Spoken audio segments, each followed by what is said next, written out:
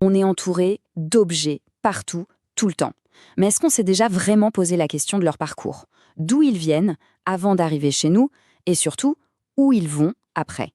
C'est exactement ce qu'on va explorer aujourd'hui, la fabrication nouvelle génération. Une vraie révolution qui est en train de tout changer du début à la fin.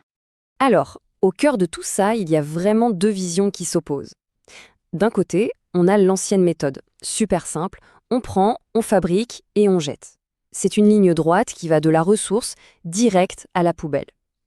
Et de l'autre, il y a une toute nouvelle façon de voir les choses, un cercle continu, vertueux. On passe en fait du linéaire au circulaire.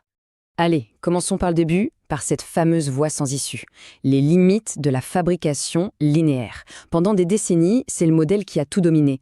Un principe qui, sur le papier, semblait logique, mais qui aujourd'hui, on le voit bien, arrive complètement au bout de ses limites.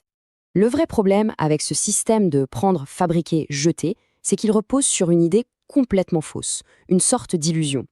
L'idée que les ressources, elles, sont infinies et que la planète, de son côté, peut juste absorber tous nos déchets sans brancher. Forcément, un modèle comme ça, par définition, il ne peut pas tenir la route éternellement. Bon, heureusement, face à cette impasse, il y a une alternative vraiment puissante qui est en train de s'imposer. L'idée, c'est de changer complètement de logiciel, d'arrêter de penser en ligne droite pour commencer à penser en cercle. Et ça, c'est le principe même de l'éco-conception. Alors, l'éco-conception, c'est quoi au juste? L'idée clé, c'est que ce n'est pas une rustine qu'on colle à la fin. Pas du tout. C'est une démarche préventive. Ça veut dire que les questions environnementales, on se les pose dès la toute première seconde, dès le premier croquis d'un produit. L'objectif, c'est de réduire les impacts sur tout son cycle de vie. C'est une philosophie en fait. Et attention, là on ne parle pas juste d'une bonne idée ou d'une vague recommandation, non, c'est du sérieux. C'est une norme mondiale qui a été formalisée par l'ISO. Ça veut dire que c'est une méthodologie reconnue partout dans le monde, ce qui lui donne un poids et une crédibilité immense pour les industriels. Le truc génial avec l'éco-conception, c'est que c'est un triple gain. C'est gagnant, gagnant, gagnant. Bien sûr, c'est bon pour la planète, ça c'est l'objectif de base. Mais c'est aussi excellent pour l'entreprise, ça améliore l'image, ça ouvre de nouveaux marchés. Et enfin, c'est bon pour l'économie en général, parce que ça limite le gaspillage et ça booste l'efficacité. D'accord, mais concrètement, comment on fait? Comment on applique cette fameuse éco-conception? Eh bien, tout commence par une chose, comprendre le cycle de vie d'un produit, mais vraiment dans son intégralité. Du berceau à la tombe, comme on dit. C'est vrai, on a tendance à ne penser à un produit que pendant la courte période où on s'en sert. Mais en réalité, quelle est son histoire complète? De quoi est faite sa vie, de sa naissance jusqu'à sa toute fin? La réponse, elle tient en 5 grandes étapes.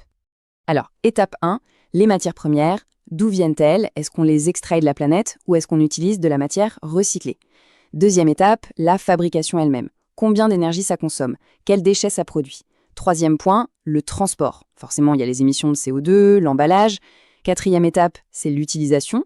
Le produit est-il pensé pour durer? Est-il efficace?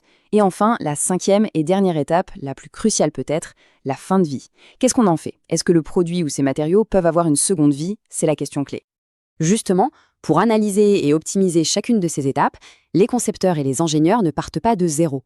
Ils ont une vraie boîte à outils à leur disposition pour une conception plus intelligente. Mais alors, comment on fait pour mesurer l'impact total d'un produit? C'est un peu la question à 1 million. Parce que pour prendre les bonnes décisions, il faut des chiffres. Il faut pouvoir quantifier les choses de manière précise. C'est le nerf de la guerre. Et là, la réponse, c'est un outil qui s'appelle l'analyse du cycle de vie, ou ACV. C'est vraiment l'outil le plus complet qu'on ait aujourd'hui et il est aussi normalisé par l'ISO. C'est un audit environnemental complet du berceau à la tombe. Il ne regarde pas juste un seul truc comme le CO2, non, il fait un bilan global avec plein de critères sur toute la vie du produit. Et donc, concrètement, cette ACV, elle permet d'agir sur 5 grands paramètres. On peut chercher à réduire la quantité de matériaux utilisés, on peut concevoir le produit pour qu'il soit facile à démonter et à recycler, on peut optimiser la production pour qu'elle soit plus efficace, plus économique, on peut aussi la rendre plus saine en réduisant la pollution, et enfin, on peut travailler sur le transport en essayant par exemple de s'approvisionner localement. Ok, maintenant, prenons un peu de recul. Penser à l'éco-conception pour un seul produit, c'est déjà énorme. Mais imaginez une seconde ce qui se passe si on applique cette même logique non plus à un produit, mais à tout un système industriel. On connaît tous cette fameuse phrase « rien ne se perd, rien ne se crée, tout se transforme ». Eh bien, ça résume parfaitement l'idée. La nature, c'est le meilleur exemple d'un système circulaire. Il n'y a pas de déchets dans un écosystème naturel. L'objectif, c'est de s'en inspirer pour nos industries. Et ça porte un nom, c'est l'écologie industrielle.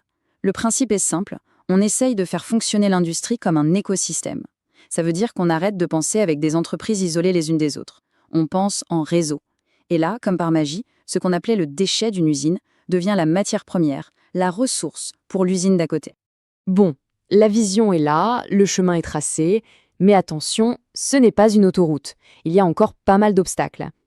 Pour finir, regardons un peu les défis qui nous attendent et la vision d'ensemble. Un des plus gros défis, par exemple, c'est le casse-tête des matériaux composites. Vous savez, ces matériaux super performants où on mélange plusieurs choses, comme des plastiques avec des fibres de carbone. Ils sont incroyables, mais alors pour les recycler, séparer les différents composants à la fin, c'est une mission quasi impossible, techniquement. Donc pour résumer, ce qu'il faut vraiment garder en tête, c'est que l'éco-conception, ce n'est plus une petite option sympa. C'est une approche globale qui prend tout en compte du début à la fin. C'est le cœur battant de l'économie circulaire. Et c'est, tout simplement, le socle de la fabrication next-gen. Et finalement, tout ça nous amène à une dernière question, une question de fond.